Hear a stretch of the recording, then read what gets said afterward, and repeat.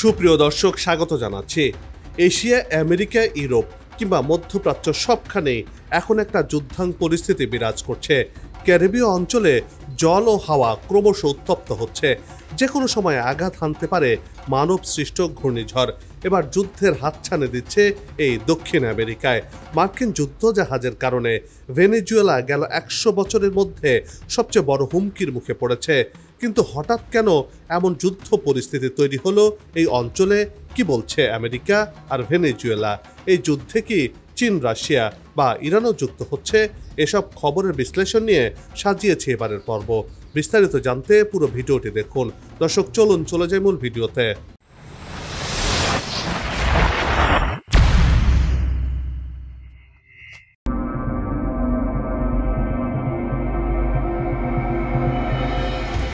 Europe থেকে Australia, Asia থেকে Africa, আমেরিকার মোড়লগিরি মেনে নিয়েছে গোটা মহাদেশের বেশিরভাগ দেশ। কিন্তু চোখ রাঙানো উপেক্ষা করে এখনো বশ মানেনি এমন দেশও রয়েছে এই দুনিয়াতে। তার মধ্যে অন্যতম হলো ভেনেজুয়েলা। আমেরিকার আধিপত্যের কাছে মাথা নয়নি দেশটি। যুক্তরাষ্ট্রের মোড়লগিরি বরাবরই প্রত্যাখ্যান করেছে এই ভেনেজুয়েলা। আর সে কারণেই কয়েক দশক ধরে ওয়াশিংটন ও কারাকাসের সম্পর্ক চরম উত্তেজনাপূর্ণ।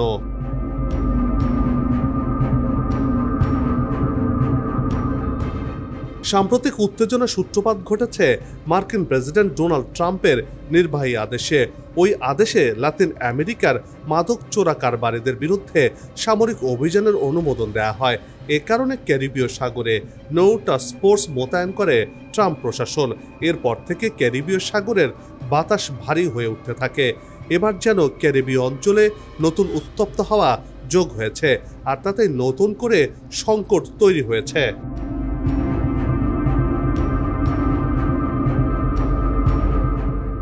ক্যারিবীয় অঞ্চলে মার্কিন যুদ্ধজাহাজকে যেন চারদিক থেকে ঘিরে ধরেছে ভেনেজুয়েলার সামরিক বাহিনী। কোনোভাবেই তাদের দেশের সার্বভৌমত্ব নষ্ট হতে দেবেন না তারা। নিজেদেরকে মার্কিনীদের সাথে যুদ্ধে জড়ানোর জন্য প্রস্তুতি নিয়ে রাখছে ভেনেজুয়েলার সেনাবাহিনী। তারই অংশ হিসেবে বিশাল মার্কিন যুদ্ধজাহাজের উপরে গর্জন তুলে উড়ে গেল ভেনেজুয়েলার F-6 যুদ্ধবিমান। মুহূর্তেই আকাশ জুড়ে তৈরি হলো নাটকীয় উত্তেজনা। ওয়াশিংটন একে চরম উস্কানি বলে মন্তব্য করেছে, আর কারাকাস বলছে এটি তাদের সার্বভৌমত্ব রক্ষার প্রথম ধাপ। যুক্তরাষ্ট্রের প্রেসিডেন্ট ডোনাল্ড ট্রাম্প ও ভেনেজুয়েলার প্রেসিডেন্ট নিকোলাস মাদুরোর মধ্যে দীর্ঘদিন ধরে চলা দ্বন্দ্ব যেন এবার সামরিক মুখোমুখিতে গড়ালো।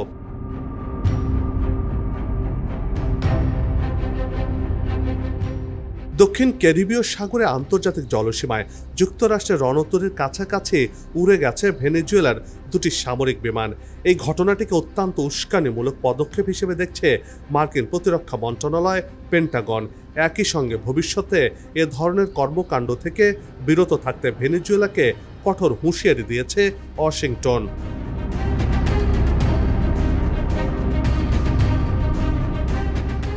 এক বিবৃতিতে পেন্টাগন জানিয়েছে, ভেনেজুয়েলার প্রেসিডেন্ট নিকোলাস মাদুরো সরকারের নিয়ন্ত্রণাধীন দুটি F-6 ফাইটার জেট মার্কিন guided missile destroyer USS Jason ডানহামের খুব কাছাকাছি চলে আসে। তবে মার্কিন যুদ্ধজাহাজটি কোনো সংঘাতে জড়ায়নি বলে জানানো হয়। যুক্তরাষ্ট্র মাদক ও সন্ত্রাস বিরোধী অভিযানে কোনো প্রকার হস্তক্ষেপ বা বাধা সহ্য করবে না বলে সোজাসাপটা জানিয়ে দিয়েছে।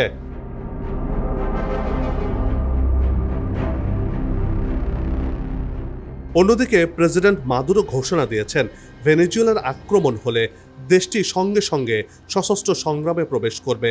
দেশের বলিভিয়ান মিলিশিয়ারা প্রথমবারের মতো পূর্ণ শক্তিতে সক্রিয় হচ্ছে এবং নতুন স্বেচ্ছাসেবকদের অন্তর্ভুক্ত করা হয়েছে বলেও জানান তিনি।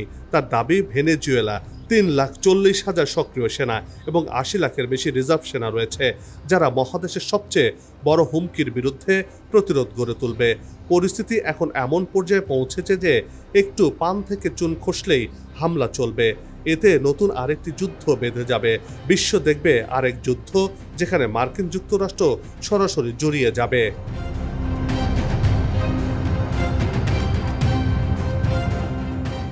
পর্যবেক্ষকরা বলছেন, মার্কিন যুক্তরাষ্ট্রের এই সামরিক জমায়েত শুধু মাদক বিরোধী অভিযান নয়, বরং মাদুরোকে সরাসরি হুমকি। মার্কিন পররাষ্ট্রমন্ত্রী মার্কো রুবিও লাতিন আমেরিকার সফরে সাংবাদিকদের বলেছেন, কার্টেলগুলোর হাতে থাকা মাদক আমেরিকার জন্য তাৎক্ষণিক হুমকি। যদি প্রয়োজন হয় তাদের উড়িয়ে দেওয়া হবে। কিন্তু সমালোচকরা বলছেন, মাদক বহনের অভিযোগে কোনো নৌযানকে ধ্বংস করে দেয়া বা সবাইকে নিধন করা আন্তর্জাতিক আইনের সুস্পষ্ট লঙ্ঘন। আন্তর্জাতিক মানবাধিকার সংগঠনগুলো এ নিয়ে প্রশ্ন তুলছে।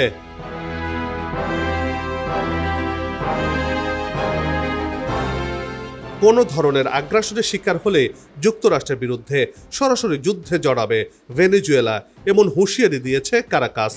পানামা অঞ্চলে মার্কিন যুদ্ধজাহাজের প্রবেশকে যুক্তরাষ্ট্রবাদী আগ্রাসন আখ্যা দিয়েছে ভেনেজুয়েলার প্রতিরক্ষা দপ্তর। এর আগে পানামার বন্দরে পৌঁছায় মিসাইলবাহী মার্কিন যুদ্ধজাহাজ। মাদক বিস্তার রোধে এই পদক্ষেপ বলে জানিয়েছে মার্কিন যুক্তরাষ্ট্র। উপকূলীয় এলাকা জুড়ে চলছে ভেনেজুয়েলার সামরিক বাহিনীর মহড়া। একদিকে চলছে স্থল বাহিনীর যুদ্ধ প্রশিক্ষণ, অন্যদিকে পেট্রোল বোট, স্পিড বোট সহ বিভিন্ন ধরনের যুদ্ধ জাহাজ দিয়ে চলছে নৌবাহিনীর মহড়া। পাশাপাশি রয়েছে ড্রোনও, লক্ষ্য মার্কিন আগ্রাসন প্রতিহত করা।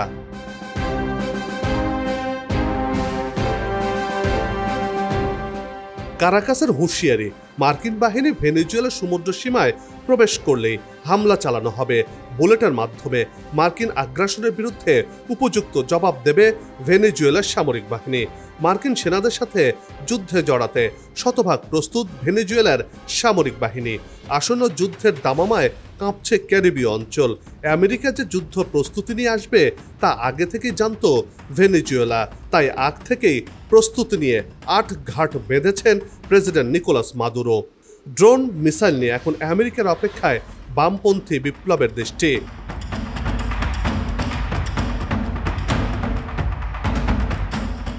ভেনেজুয়েলা রয়েছে লাতিন আমেরিকার অন্যতম বৃহৎ এবং সুসজ্জিত সামরিক বাহিনী, যা বলিভিয়ান ন্যাশনাল আর্ম ফোর্সেস নামে পরিচিত।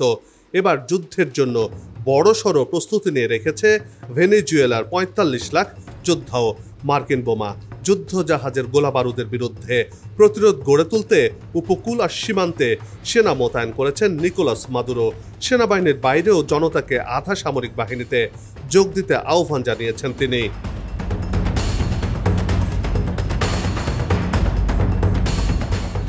এই শতকের গোড়ার দিকে তৎকালীন প্রেসিডেন্ট হুগো শেভেজ বড় আকারের সামরিক সরঞ্জাম কেনেন। ভেনেজুয়েলার বেশিরভাগ সামরিক সরঞ্জাম বন্ধু দেশ রাশিয়া ও চীনের কাছ থেকে কেনা। রাশিয়া ভেনেজুয়েলার পাইলটদের প্রশিক্ষণ দিতে একটি কেন্দ্র স্থাপন করেছে, তবে কিছু পশ্চিমা দেশের অস্ত্র রয়েছে তাদের সংগ্রহে। ভেনেজুয়েলার বিমান বাহিনীকে দেশটির সবচেয়ে বড় শক্তিশালী শাখা হিসেবে ধরা হয়। ভেনেজুয়েলার বিমান বাহিনীর প্রধান যুদ্ধ বিমান সুখোই Su-30 MKI।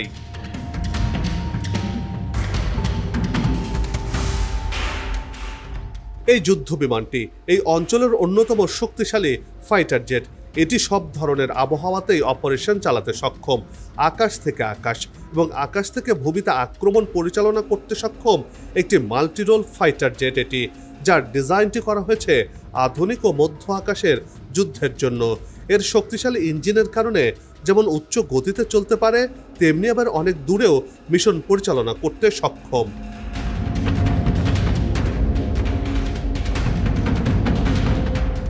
পুরনো হলেও কিছু কার্যকর F-6 ফাইটিং ফ্যালকন রয়েছে ভেনেজুয়েলা সংগ্রহে।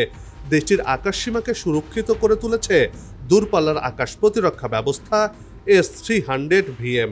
এটি দিয়ে যুদ্ধবিমান, ক্রুজ মিসাইল এবং ব্যালিস্টিক মিসাইল ধ্বংস করা সম্ভব। বেশ কিছু মাঝারি ও স্বল্প পাল্লার আকাশ প্রতিরক্ষা ব্যবস্থাও রয়েছে দেশটিতে। আছে কাঁধে বহনযোগ্য আকাশ প্রতিরক্ষা মিসাইলও। ভেনেজুয়েলা বর্তমানে লাতিন আমেরিকার অন্যতম উন্নত সামরিক ড্রোন সক্ষমতা সম্পন্ন দেশ। তাদের ড্রোন কার্যক্রম মূলত ইরানের সাথে সামরিক প্রযুক্তিগত সহযোগিতার উপর নির্ভরশীল। ২০০৯ সাল থেকে ভেনেজুয়েলা নিজস্ব কারখানায় ইরানের সহায়তায় ড্রোন তৈরি ও সংযোজন করছে।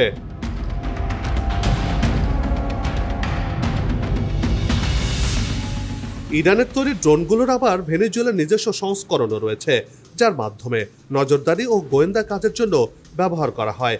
সেই সাথে গাইডেড বোমা বহনকারী ড্রোনও রয়েছে ভেনেজুয়েলাতে। এই ড্রোনের মাধ্যমে ভেনেজুয়েলা লাতিন আমেরিকার প্রথম দেশ হিসেবে সশস্ত্র ড্রোন ব্যবহার শুরু করে। ইরান থেকে কেনা দূরপাল্লার নজরদারি ও হামলার জন্য সক্ষম কিছু ড্রোনও রয়েছে লাতিন আমেরিকার এই দেশটিতে।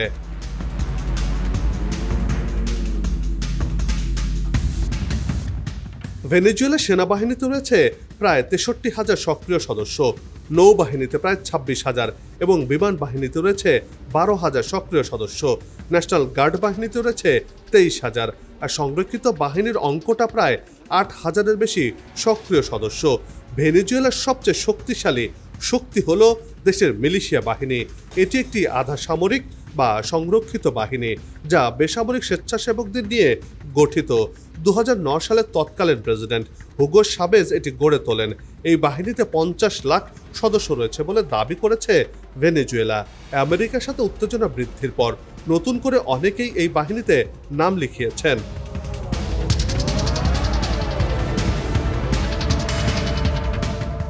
বিশ্লেষকদের মতে ভেনেজুয়েলার উপকূলে মার্কিন যুদ্ধজাহাজ মোতায়েনের মূল উদ্দেশ্য হল মাদুরো সরকারের ওপর সামরিক ও রাজনৈতিক চাপ সৃষ্টি করা। যুক্তরাষ্ট্র এভাবে বার্তা দিচ্ছে যে প্রয়োজনে তারা কঠোর পদক্ষেপ নিতে প্রস্তুত। অনেকের ধারণা এটি মাদুরোকে আলোচনা টেবিলে বসতে বাধ্য করা। এটি কৌশল হতে পারে।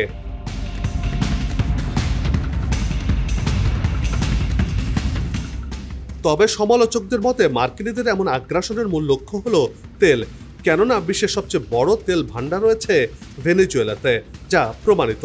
ধারণা করা হয় ভেনেজুয়েলাতে প্রায় 30,000 কোটি ব্যারেলেরও বেশি তেল মজুত রয়েছে। ট্রাম্প নিজেও একবার বলেছিলেন আগের দফায় দেশটি কবজা করলে তেলের উপর পূর্ণ নিয়ন্ত্রণ মিলত। তাই অনেকে এই অভিযানে তেল রাজনীতির গন্ধ খুঁজছেন।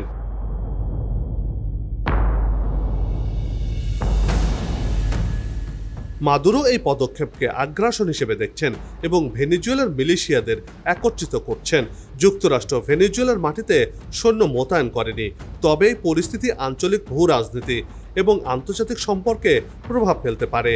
আর সেই যুদ্ধে ইরান এবং রাশিয়া আবারও নতুন অস্ত্র সরবরাহ করতে পারে ভেনেজুয়েলাতে, যেখানে চীনও যোগ দিতে পারে। এর মাধ্যমে মার্কিন যুক্তরাষ্ট্রের হিসেবের খাতায় গরমিল হয়ে যেতে পারে, কেননা ভেনেজুয়েলা সামরিক দিক থেকে উন্নত না হলেও তাদের অস্ত্র সরবরাহের ক্ষেত্রে ইরান, চীন, রাশিয়ার মতো দেশ থেকে আধুনিক অস্ত্র সংগ্রহ করা হয়ে থাকে, যা মার্কিন যুক্তরাষ্ট্রের জন্য হুমকি হয়ে দেখা দেবে। এমনকি রণক্ষেত্রে মার্কিন সেনাদের মার খেয়ে পালাতে হতে পারে বলেও মনে করছেন বিশ্লেষকরা।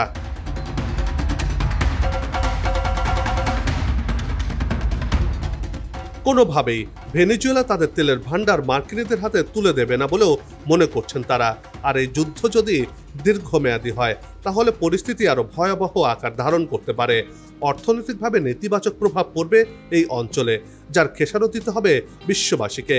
তবে আলোচনার মাধ্যমে সবকিছু মীমাংসা করার তাগিদ দিয়েছেন কূটনৈতিকরা।